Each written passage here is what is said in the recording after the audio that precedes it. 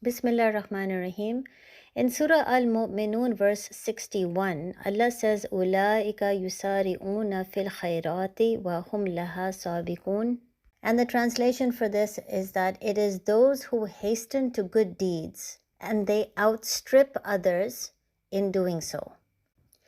Now, in the last episode, we established the fact that every believer will have his own yardstick against which he will be compared. Allah will not compare your efforts with others. He will only compare your efforts with yourself. Therefore, if you have not been able to accomplish as much in deen as your friends, given your constraints, you should not fall into despair. But does that mean we should never compare ourselves to others?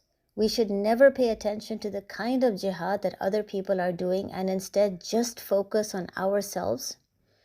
To answer this question, you need to know the difference between productive jealousy and unproductive jealousy, or you could say the difference between jealousy and envy.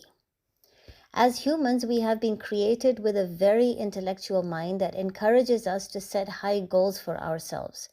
Every time we accomplish a goal, we raise the standard and set a higher goal for ourselves, and this in itself is what a believer is supposed to do.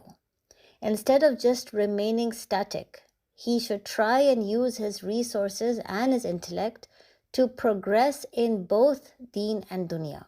So try and do better in exams. Try and excel further in your career in a halal manner. Try and allocate more time to studying the Quran, and so on. Setting higher goals encourages us to push ourselves, to test our limits, so that we can discover our hidden strengths and our true potential. But in order to keep setting higher standards, we need to compare ourselves and our performance with others. We need to see what others have been able to accomplish given their life challenges and obstacles, and use that as a means of setting a goal for ourselves. The idea is that if he can do it, I can do it too. This is what I call productive jealousy. In other words, you look towards others and their accomplishments, you feel happy for them, but at the same time, you use their accomplishments to motivate and to push yourself. Now, what does it mean to be happy for others? It means you acknowledge how difficult their lives were, how many people discouraged them, mocked them, yet how their iman in Allah was so strong, allowing them to fight against all negativity to accomplish that which people thought they could never do, to accomplish that which even they thought they won't be able to do. So being a believer, you praise their efforts and you use it as a means of encouraging and motivating yourself. So for example, you tell yourself, why stop at 3-time prayers? If my friend can do 5, I can do 5 too. Why study the Quran only once a year in Ramadan? If my friend can study Quran 5 minutes every day, I can do it too. Now, in contrast, envy or unproductive jealousy is when you feel rage and anger at what others have been able to accomplish. You wish it was taken away from them. You cannot stand looking at them. And knowing about their accomplishments does not boost your iman and motivate you to challenge yourself.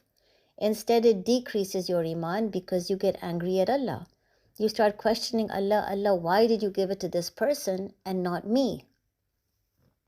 So healthy jealousy is precisely what you see happening between Hazrat Umar Razilullah anhu and Hazrat Abu Bakr Razilullah anhu during the time of the Tabuk expedition. It was a very long, a very difficult journey, and Muslims had to share as much of their resources as they possibly could. So Hazrat Umar thought that he would give out half of his wealth, and he was certain that today he will be able to outdo Hazrat Abu Bakr, which shows that there was a kind of friendly and healthy jealousy between them.